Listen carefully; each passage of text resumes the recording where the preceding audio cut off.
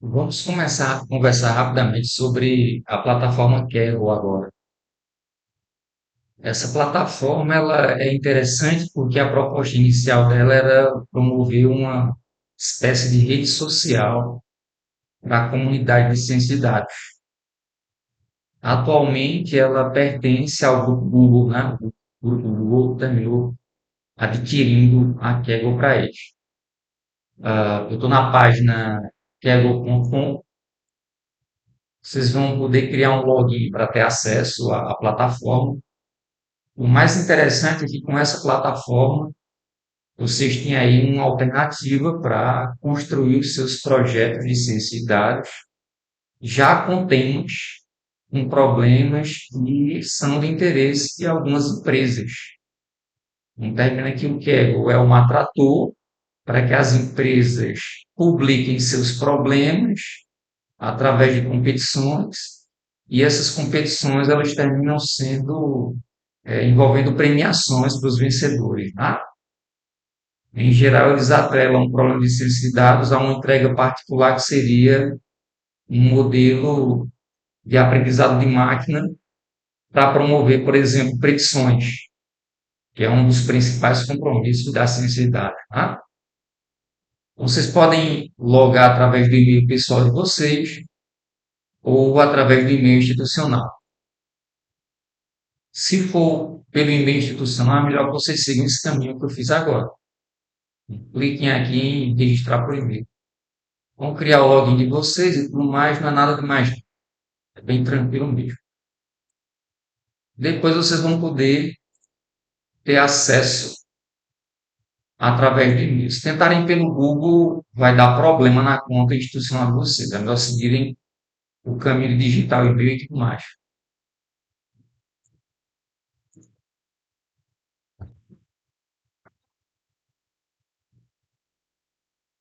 Então, está aqui eu chegando na cara inicial do Kaggle. Ele já inicia com a tela de boas-vindas. Aqui ele tem uma espécie de painelzinho da minha participação, do meu engajamento nessa rede.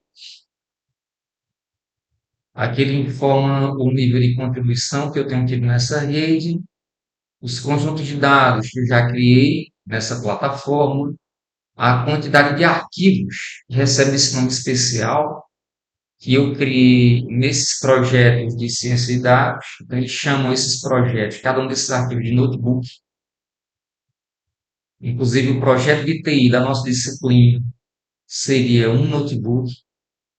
E esse notebook, ele é um encaminhamento para que vocês tenham, ao final, entrega aquele artigo científico que pontua mais na disciplina. Tem aqui as competições para as quais eu já me aproximei, e a ideia é que você se vincule à competição para lançar soluções e, ao final, a melhor solução é vencedora. De verdade, eu nunca consegui participar das competições em si, porque você precisa de um tempo dedicado às competições. Mas já é bom que vocês saibam que existe esse roteiro, né? É como se você estivesse brincando de aprender, se baseando numa competição entre pares que estão espalhados pelo mundo afora, como se termina, ao mesmo tempo construindo uma ótima rede de contatos. Discussões, cursos. Os cursos que o Kaggle oferece são cursos respeitados pela comunidade de ciência de dados.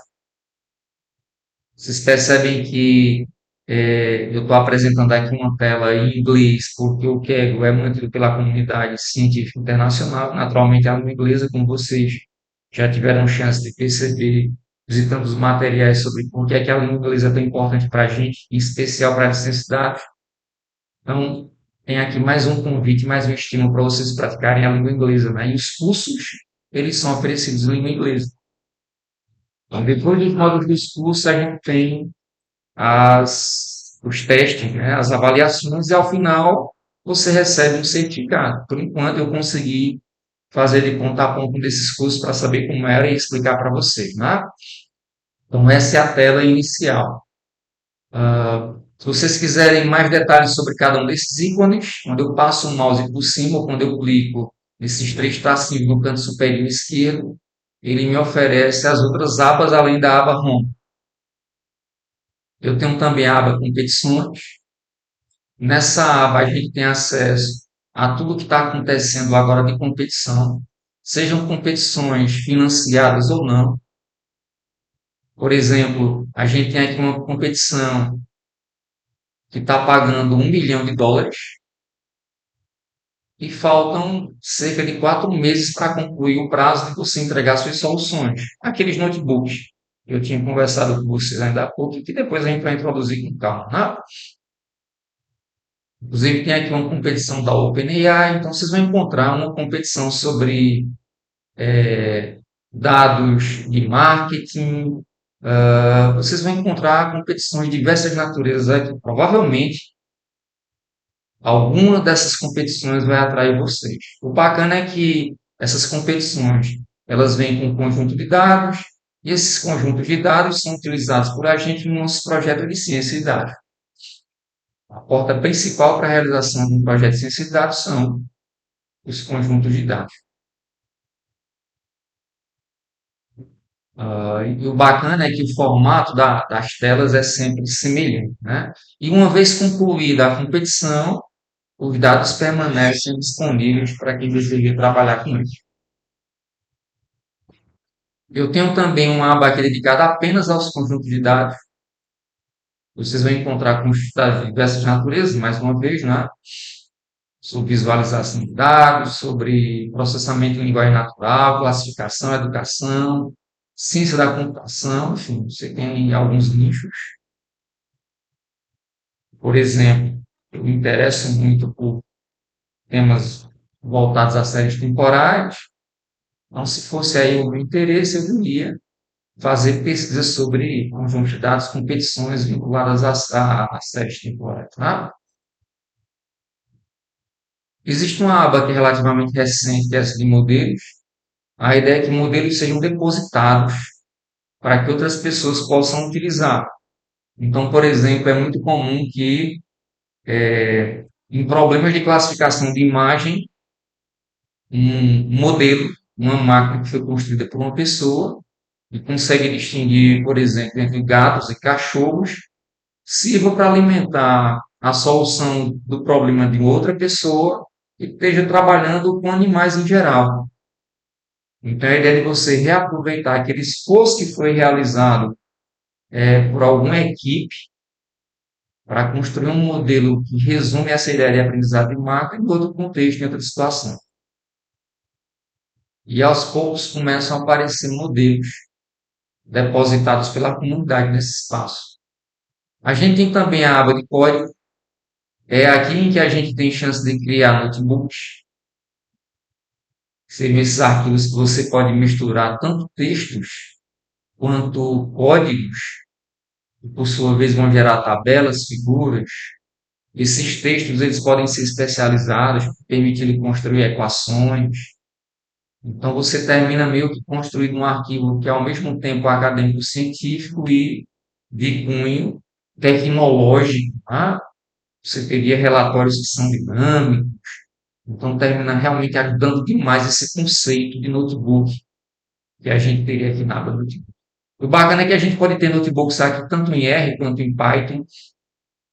Então a gente tem essa flexibilidade, não é? Nem toda plataforma permite que você trafegue de maneira natural entre essas duas linguagens, que seriam as linguagens mais importantes da ciência de dados atualmente. A linguagem que a gente vai adotar no curso tecnólogo de vocês vai ser Python, mas hoje em dia a gente tem essa oxigenação saudável entre a linguagem R e a linguagem Python. A gente tem também a aba de discussões, em que as pessoas que estão competindo, as pessoas que querem tirar dúvidas sobre algum assunto, elas postam mensagens, a comunidade chega junto, responde.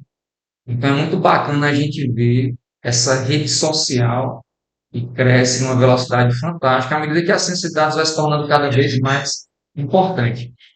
A gente também tem a aba de aprendizado, é aqui que a gente vai encontrar os cursos. Por exemplo, vocês vão ter cursos aqui de introdução a Python, introdução a aprendizado de máquina, aprendizado de máquina intermediário, séries temporais. Esses aqui foram alguns cursos que eu comecei. Vocês percebem aqui que alguns deles eu parei sim, outros eu cheguei quase até o final. Como eu falei antes, o bacana é que esses cursos entregam certificados para vocês. Então, vale a pena que vocês se envolvam, que vocês conheçam a comunidade que está ali presente no QUEC, né? Realmente recomendo que vocês se aproximem dessa alternativa. Uh, Curso sobre. Vocês percebem que muito do que a gente vai falar na disciplina de introdução à ciência de dados meio que está por aqui em alguns desses cursos que seriam interessantes para quem o cientista de dados domina, né? Por exemplo, pacote de pandas, pacote de visualização de dados, pacotes para você conseguir identificar variáveis que são importantes para o seu estudo, em Feature Engineering, introdução a SQL, que é uma linguagem dedicada a você trabalhar com banco de dados, aprendizado profundo, visão computacional, organização e limpeza de dados, ética na inteligência artificial. Então, são todos conteúdos importantes para um cientista de dados. Em particular, voltando para o módulo de códigos, ilustrando a ideia de um notebook, quando você clica aqui em novo notebook, você é levado para uma tela.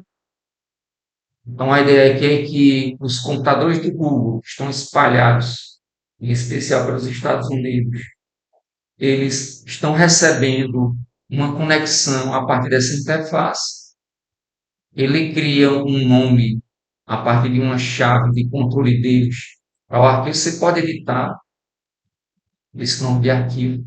Então, aqui eu estou criando um arquivo de extensão IPYNB, IPYNB, que é o arquivo que ficou conhecido como notebook. Ele já cria uma célulazinha de códigos em particular. Eu posso criar novas células de código e também de texto. E falando particularmente sobre célula de texto, elas na verdade terminam embutindo, encapsulando LaTeX, que é uma linguagem de programação só que dedicada particularmente a você construir textos acadêmicos científicos, né? Por exemplo, eu posso escrever uma fração. Então, quando eu coloco esses cifrões e o comando frac, passando entre chaves número 1 e depois número 2, ele na verdade está construindo. Essa é uma linha de comando que vai me entregar a escrita fracionária de 1, um tracinho e o 2 embaixo. Eu tenho aqui célula de execução, né? Ícones de execução. Por exemplo, quando eu clico nesse ícone em particular, que é o ícone de play, ele vai executar aquela célula que eu estou no momento. E aí está aqui a fração 1/2, né? Então, é bacana você ter numa mesma tela, no mesmo arquivo, a possibilidade de escrever textos acadêmicos científicos, escrever comandos. Agora eu vou tentar somar um 2, por exemplo. Quando eu executo, como é uma célula agora de código, ele me entrega uma resposta a essa célula de código, né? Então, o ideal é que você tenha textos explicando o que vai fazer na sequência. Esses textos podem trazer características especiais por causa desse encapsulamento da linguagem LaTeX junto aos notebooks. O comando ele foi executado aqui. Essa célula seria uma célula, a princípio, de códigos em linguagem Python e você pode mudar para a linguagem R. Então, tem aqui um resumozinho dessa ideia de como é que se constrói notebooks através da plataforma Kaggle. Está na nuvem, você está realizando também computação em nuvem aqui, é fácil você compartilhar com as pessoas. Eu vou deixar vocês navegando aí por alternativas que permitem que vocês conheçam melhor o Kaggle, né? Você pode importar arquivos, exportar arquivos, se vincular a outra plataforma que é muito importante, seria a plataforma Colab. Essa vinculada às nossas contas de e-mail, vocês conseguem ter acesso sem muita dificuldade. Vai ser o nosso próximo tema. Agora nós vamos falar um pouquinho sobre uma outra plataforma interessante, que é a plataforma Colab. Talvez seja a mais importante para o curso de introdução à ciência da dados que a gente está promovendo com vocês. Vou digitar aqui no buscador, no meu navegador, apenas o texto Colab. Vocês percebem que o Colab ele também é encapsulado pelas soluções do Google, né? Vou clicar aqui em Google Colab.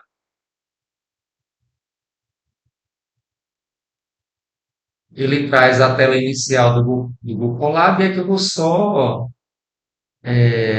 clicar em novo notebook, já com o conceito de notebook que a gente conversou na gravação anterior, quando eu apresentava para vocês o Kaggle, né?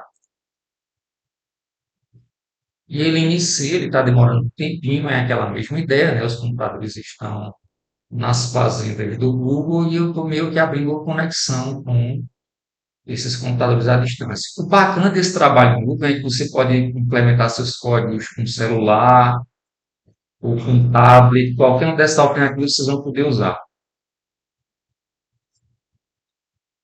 Aqui a gente pode criar arquivos, a gente pode dar novos nomes, assim como a gente faria no Kaggle, a gente pode fazer aqui também. Aqui a gente pode executar comandos também.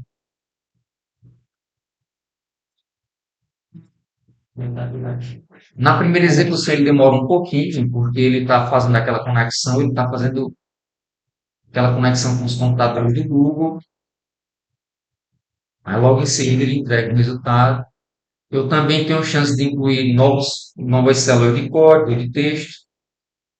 Então, o que aconteceu lá no Kaggle vai acontecer aqui também. A mesma coisa que eu fiz lá, eu vou tentar fazer aqui.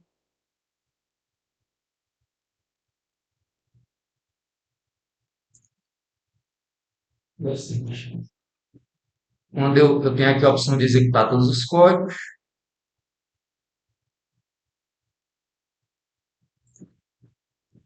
e está aqui a transformação daquela linha de código para o texto em linguagem mais natural, né? É um ambiente de implementação também intuitivo, assim como o Kaggle é. O bacana é que você consegue mais facilmente aqui trabalhar de maneira síncrona, né? Então, imagina a tua equipe, como é um arquivo, é uma solução dentro daquelas chamadas que o próprio Google oferece, a equipe Google oferece. Então, aqui vocês vão ter facilidade também de trabalhar de maneira síncrona, de compartilhar o arquivo e as pessoas, do jeito que qualquer arquivo Google, né? Do jeitinho que a gente faz com o Google Documento, ou com o Google Planilha, é a mesma ideia. Permitir que as pessoas apenas visualizem, ou que elas editem. Então, vai ser bem interessante para que vocês possam trabalhar os projetos de TI de vocês. Então, vocês têm essas duas alternativas, né? Tanto o Kaggle quanto o Colab para poder executar esses conteúdos da disciplina entre vocês. O bacana desse em nuvem é que não requer tanta capacidade computacional por parte de vocês, bons estudos. E como se tratam de duas plataformas que são integradas, né, através dos sistemas Google, então aquele arquivo que eu criei lá no Kaggle, se eu quiser transitar para o Colab, uma versão em Colab dele, basta que eu abra no Colab ou que eu promova um link no Colab. Então a ideia de fato da equipe Google é fazer com que você tenha o primeiro contato com ciência de dados através do Kaggle e depois você se acostume a estar implementando os seus notebooks lá no próprio Colab. Aqui, se você quiser ficar pagando uma taxa para poder ter acesso a melhores computadores, maior capacidade computacional, né, o Google tem lá os seus planos, assim como ele tem os planos de armazenamento do Google Drive, do Google Fotos, eu teria também para você conseguir consumir melhores computadores lá no Colab. Para a nossa disciplina, a gente não vai ter necessidade, em geral, com esse tipo de investimento, né? Mas aí vocês têm essas alternativas para poderem dar sequência ao estudo de vocês. A gente ainda vai visitar essas plataformas, em especial o Colab, e vai trabalhar bastante. Vocês já podem dar uma olhadinha no Kaggle, vai estudar a questão das competições, ver o que é que interessa a vocês. Nas buscas, eu sugiro que vocês recorram à língua inglesa para conseguirem ver qual competição atrai vocês. Se vocês forem pesquisar em português, talvez vocês tenham alguma dificuldade. O melhor realmente é que tentem se aproximar da língua inglesa, tá? Então, o que vocês têm aqui são estímulos à busca pela língua inglesa em cada um desses momentos. E a disciplina vai trazer muito isso também, tá? E fiquem à vontade para trazerem dúvidas, discussões sobre esses assuntos todos que a gente tem visto até aqui. Bons estudos.